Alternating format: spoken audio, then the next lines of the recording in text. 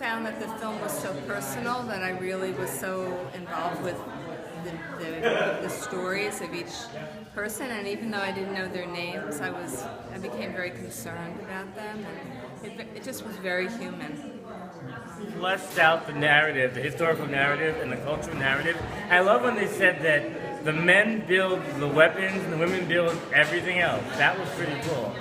You know, and I also appreciated the clash of going to school, where you think, you know, in Western society we think you go to school to have a better life, but in many ways going to school is sacrificing the life of the Hadza, which is really kind of amazing, you know. Working with the Hadza for 10 years, and during that time I've interfaced with a lot of government organizations and NGO groups, and I can say that the work that the Nature Conservancy is doing is directly benefiting the Hadza.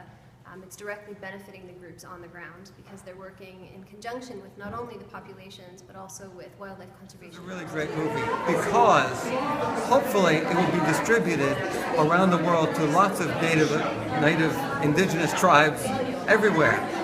Perhaps the Hadza can use some of those people as consultants and help themselves and help all indigenous peoples, because they're not just in Africa. They're in South America, they're in North America, Australia, Asia, everywhere.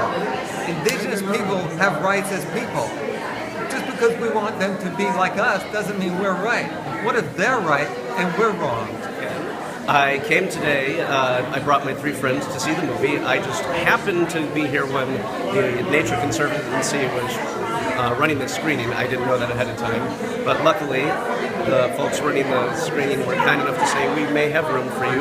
You and your friends can come by, and they did, and there were even 4 seats right in a row for us to sit, so we got to sit and watch the movie and stay for the Q&A, and I'm very, very fortunate that we did, so thank you.